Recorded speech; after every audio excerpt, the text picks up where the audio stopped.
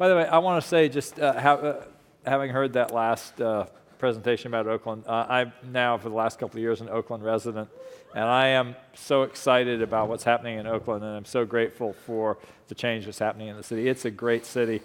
Before I came there, I had no idea how wonderful it is, and it's getting better. Thank you very much, Oakland. So, John, what we really wanted to go here in this session was what's next for Civic Tech, and I really wanted to start with kind of, in some sense, first of all, part of your background before you came to the city of Chicago, you were at IBM, big company. You look at the lean startup discussion that we've had here today, and this sort of notion of the Code for America, theory of change in some ways is to bring that startup mentality to problems that are, working in from the edges deeper and deeper. We're spiraling in to deeper and deeper, harder problems, closer to the core of city government. But I want to kind of get your take on, how the Code for America model starts to intersect, with the deep needs, particularly of a large city like Chicago. Sure. Where's it all going? I mean, my time at IBM was very instructive, and it sort of launched me on this path here. But it's interesting to watch the evolution of the smarter cities narrative that was taken on by the big sort of multinational IT companies, Siemens, Cisco, and those others. And you ask yourself, are we done with that? Does that still have the sort of purchase of mind in our city leadership that it once did? And I think the answer is no, except in a very few areas where a command and control, let's face it, enterprise, approach to IT is what's needed, in certain aspects of public safety and sort of disaster response. Everywhere else, we're looking at it from a completely different model. This idea that you approach the problem that is a city as a design problem, rather than beginning with it as an engineering problem. So that is the Code for America model, I would say, looking at this as a design problem versus the enterprise IT model, which is, the city is the sum of its instrumented infrastructure, which it is not, right? You go back and look at those early commercials in the sort of smarter cities narrative, they're like these perfectly working, clockwork machines with no people in them. It's like this sci-fi utopia. What Code for America has seized upon is this notion that the change actually comes as much from outside of government and as it does from inside, which was never part of the calculus of the sort of larger enterprise approach to IT in cities. Yeah, I think that's a really good point. It reminds me a little bit of Jen's comment that you can't fix government without fixing citizenship, and it's really redefining the boundary between those two things that starts to get us into a whole new world of technology.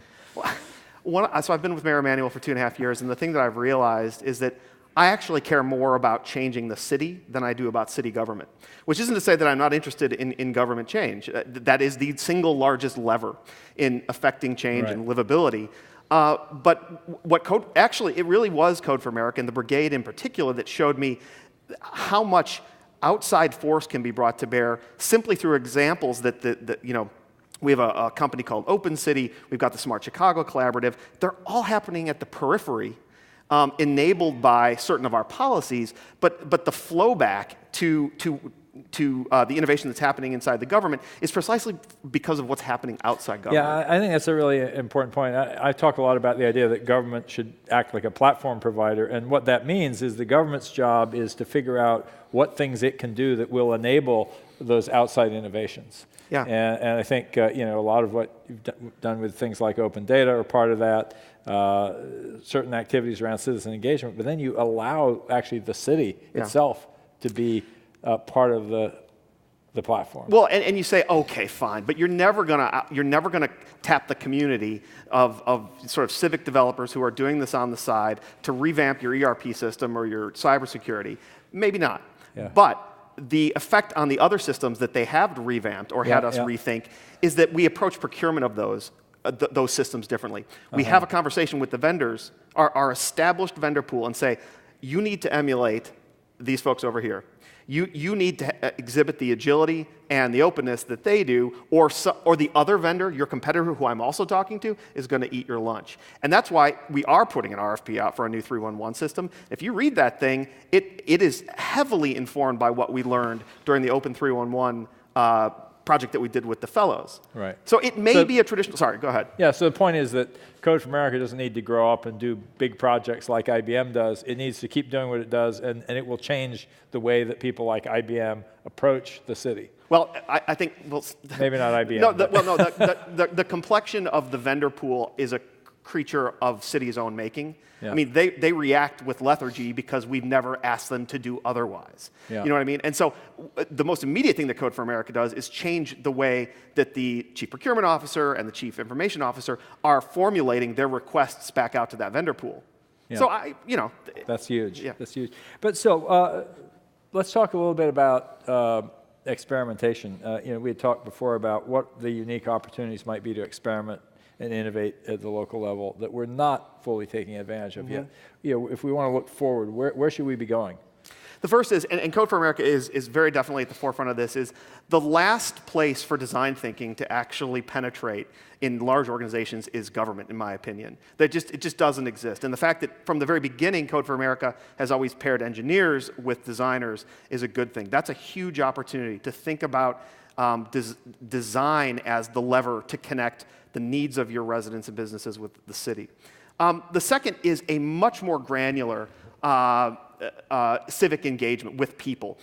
The things that we've seen up here have been incredible, but they've mostly been about getting information out. Yeah. I mean, and so much of city government, public health is an information problem. These are all good things.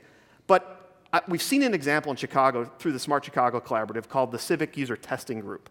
This is a project that Dan O'Neill leads that goes out into the neighborhoods and gets average Chicagoans, I think that pays them $5, like a gift card, something like that, to test the applications that are being developed outside of city government. Right? So you've got this ecosystem of development doing amazing things. Chicago Works for You, for instance, is a 311 site. And then you go into these neighborhoods, and this is not the Loop, it's not River North, it's not our most well-to-do areas. And the thing is, they love it. Yeah. They love being engaged, and we then have their contact. And here's what it is. I've long told Dan that Civic User Testing Group is ultimately the wrong name, because we don't want them ultimately to be testers, right? We want them to be designers of the app, feel empowered that they were able to give feedback that we acted upon, to say, it gives me an idea. There's this other problem over here. Has anybody thought about addressing that? That's the ultimate feedback loop into the neighborhoods. Yeah. That's interesting. So if you imagine, you're talking about cities as a design opportunity. If you were kind of doing street mix on the grand scale, not just thinking about the design of the built environment, but everything about the city, what would you change? Or do you have visions of, maybe more to the point, where do you see the people of cities changing them in response to the technology we have today? There's a huge opportunity, and that's the middle layer between the data that we're putting out in great torrents and actionability. I mean, the number of community leaders, pastors, aldermen who come to me and say, I know there's good stuff in here. I've seen what's been built on top of it. I don't know how to get at it. There's almost a translational layer. And right now, that it's a suite of visualization tools. Socrata comes built in with some rudimentary tools.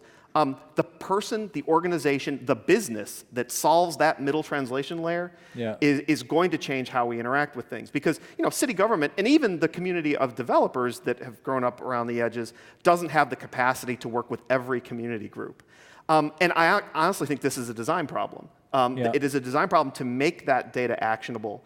I attempted to do it at IBM. I don't think I succeeded with a project called City Forward to make the analysis of data easy for anybody to do. That's an open piece. But in some sense, kind of going back to that platform analogy, that still sounds a little bit like the city is at the center, kind of figuring everything out, as opposed to a real generative platform. When you think about anything from our society to the iPhone, Apple didn't specify Angry Birds.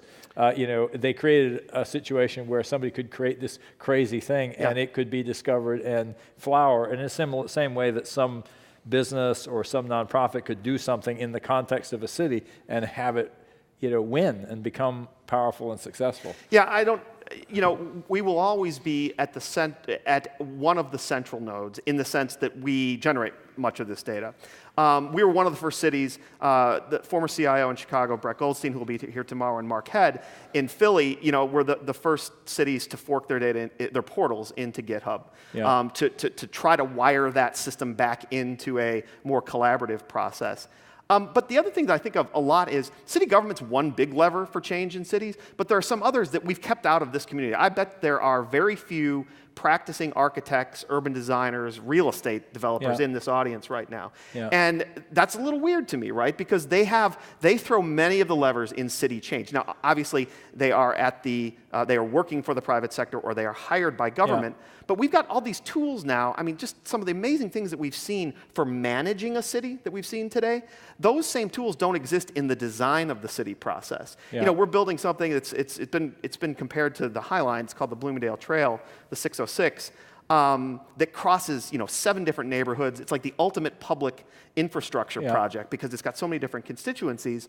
The firm that's been hired to do that does not have nearly the sophistication of the tools that we've seen today and we'll see tomorrow. So that's a way of... That's sort of an argument for saying some of these tools really should be targeted at other actors in the city than the city government. That brings the idea of other actors sort of brings me back to sort of technology change and who drives it. And I think of things like Uber and Airbnb as great examples of technology companies rethinking the way it's done in a city, not with city government, but with in a city. I group those. So people talk about civic tech. It's a weird term to me, right? Because all of those sharing economy apps and businesses, to me, are civic applications. Not that they don't work out in the suburbs or in rural areas, but their effect is so outsized in the density and proximity of a city that they might as well. I mean, they change the way cities are used. And the biggest one here is infrastructural. Mike talked about the road as a kind of analogy. We don't talk about the road, which is a very sophisticated thing. Street Mix shows us that, right? As a piece of civic tech. But if you think about that in terms of broadband, that is the ultimate civic technology. I mean, it is density, it is proximity, it is diversity, but it's also the interconnectedness of cities that makes them cities. We are failing. As a nation of cities, we are failing to provide the kind of connectivity. It's not just for economic development, for literacy, for operating at full potential in the 21st century. 30% of Chicagoans do not have a wireline internet connection, which doesn't say they're unconnected, but they do not have a wireline connection. That is that's the civic moonshot for us. I think that's a really interesting point. The technology really changes infrastructure in a fundamental way. Those businesses could not exist without ubiquitous wireless broadband. Or certainly Uber, things like Uber couldn't. In some sense, it's searching out the possibilities of how would you do, public transportation in an era where you could summon a driverless car, for example. A whole different world. Hey, I want to, before we get on, you basically wanted to talk a little bit about sustainability of civic tech and the kind of apps that were here, and we're running out of time, so I want to come around to that, change the topic. Got it. 90 seconds. So we're in year 4 actually of Code for America, but the 3rd summit, and you can start to see some patterns emerge. My gut tells me, I mean, we benefited enormously from our fellows. They changed the way we do business, and we're continuing to build upon it. But my gut tells me that the brigade program might ultimately have more of an effect on cities than the fellowship program. My fellows who are out there, that is nothing against you. I love you. I love you. He's hoping you're continuing in the brigade. Well, right. But I mean, and it's not only that we have a rock star brigade captain in Chris Whitaker. It is that function is emulated by others outside of the brigade, right? I mean, at social functions, at hackathons, yes. But seeing that there is a sustainability there provides a model for others, like for the folks that started Open City or who were in Data Science for Social Good this summer, which is a program that Eric Schmidt funded, sort of citizen analytics. It's a template, it's a roadmap, and yeah, it does very good work. But that's how we sustain. The fellows are this sort of sort of commando consultant team that comes in, makes an enormous splash, and then the brigade is just who keeps that wave machine going, and it's. Well, I also think we have this with the accelerator and the incubator. We're really seeing also the startup as a form of sustainability very much as well. There's other pieces too. We've convinced city colleges in Chicago, there's 7 of them, to use our data portal as the sort of raw material for their intro to statistics class. That's this awesome. This isn't going to turn everyone into a civic hacker, but why not let them crunch on data that actually is describing their street or their block? Well, I think that kind of comes back around to the beginning of what Clay Shirky was saying today, that in some sense this really is becoming a lasting movement that is spreading beyond the initial interventions.